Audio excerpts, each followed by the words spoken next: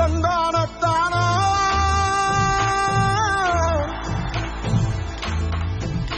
తన తందానత్తానా తందానత్తానా తన తందానత్తానా తందానత్తానా తందానత్తానా తందానత్తానా తన తందానత్తానా తందానత్తానా తన తందానత్తానా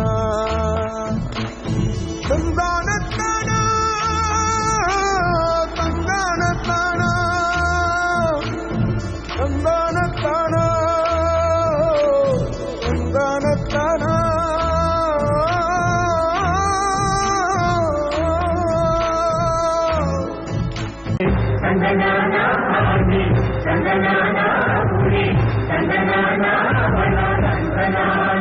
పరబ్రహ్మముక్కటే పరబ్రహ్మముక్కటే.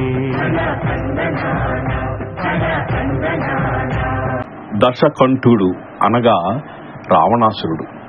రావణాసురుడు తన తల్లికి మాట ఇచ్చి ఈశ్వరుని గుండెల్లో ఉన్నటువంటి ఆత్మలింగాన్ని తనకు తీసుకువస్తానని చెప్పి ఘోర తపస్సు చేస్తాడు. ఆ ఘోర తపస్సుకు మెచ్చి ఆ పరమేశ్వరుడు ప్రత్యక్షమై రావణాసురుణ్ణి ఏమి కావాలో కోరుకోమంటాడు. అప్పుడు రావణాసురుడు పరమేశ్వరుని యొక్క ఆత్మలింగాన్ని కోరుకుంటాడు.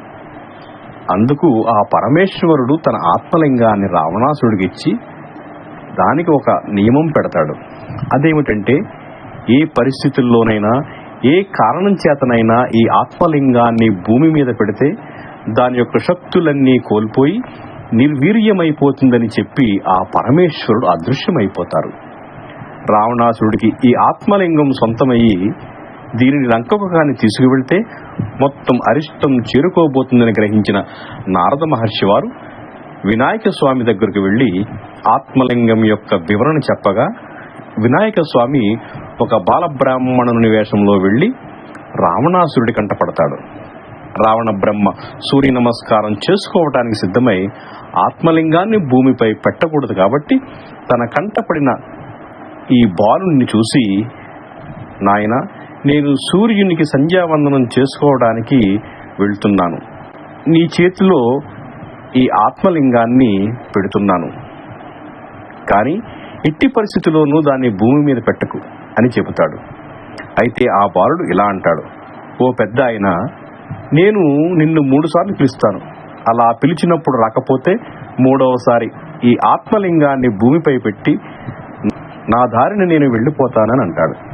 దానికి రావణాసురుడు ఒప్పుకొని సంధ్యావందనానికి వెళ్తాడు. అనుకున్న పథకం ప్రకారం బాలుడి వేషంలో ఉన్నటువంటి వినాయక స్వామి 3 సార్లు రావణ రావణ రావణ అని పిలిచి ఆ ఆత్మలింగాన్ని భూమిపై పెట్టేస్తాడు.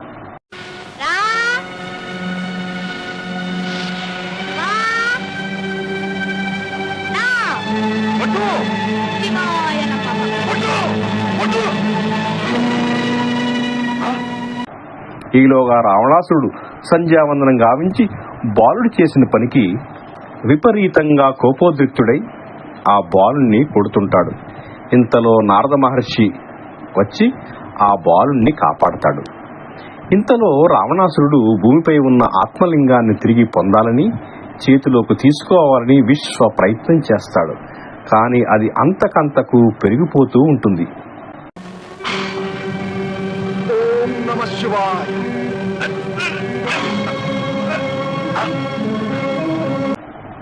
ఆ యొక్క ఆత్మలింగానికి కట్టిన పూజా వస్త్రం ఆ గాలి తాకిడికి దూరంగా ఎగిరిపోతుంది.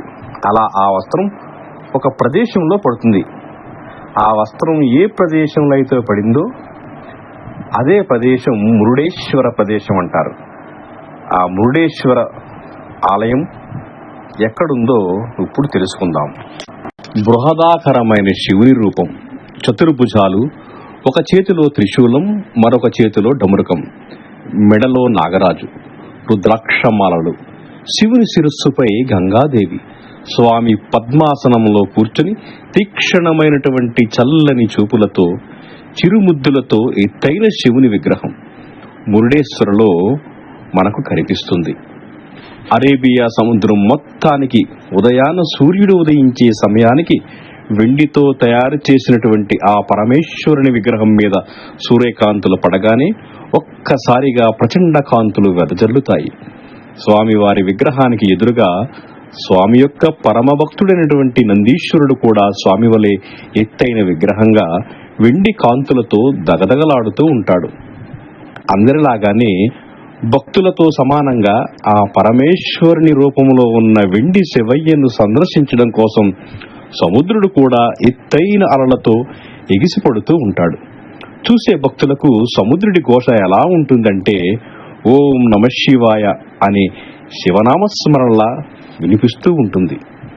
మూడు వైపులా అరేబియా సముద్రం చుట్టినటువంటి కందుకగిరి కొండ మీద ఈ 123 అడుగుల మురుడేశ్వరుని యొక్క పరమేశ్వరుని విగ్రహం మనకు కనిపిస్తూ ఉంటుంది. ఈ మురుడేశ్వరంలో చాలా దూరం నుంచే మనకు ఆకాశాన్ని అంటున్నటువంటి రాజగోపురం కూడా ఒక ప్రత్యేకత. ఈ రాజగోపురం ఎత్తు 237.5 అడుగుల ఎత్తు. ఇందులో పీఠం ఎత్తు 105 అడుగులు.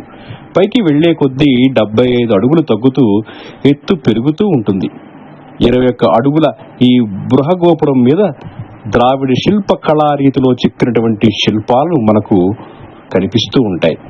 ఎత్తైన ఈ రాజగోపురం ఎదురుగా మనం ప్రవేశించేటప్పుడే భారీ ఏనుగుల విగ్రహాలతో మనకు ఆహ్వానం పలుకుతూ ఉన్నట్టు ఉంటుంది. ఈ 237.5 అడుగుల ఎత్తులో ఉన్నటువంటి రాజగోపురం ఎదురుగా మురుడేశ్వరుడి విగ్రహం 123 అడుగుల విగ్రహం చూస్తుంటే భక్తులకు ఎంతో కనువిందుగా ఉంటుంది. ఇక్కడి ప్రసాదం గురించి చెప్పుకోవాలంటే పెసలు, నువ్వులు, బెల్లం, కొబ్బరి, యాలుకలు, నెయ్యితో చేసినటువంటి ఆ ప్రసాదం తింటుంటే ఆహా అని ఎవరైనా అనాల్సిందే. ఇక్కడ ఆ ప్రసాదం ఎంతో ప్రత్యేకం. ఓం మురుడేశ్వరాయ నమః. ఓం నమః శివాయ.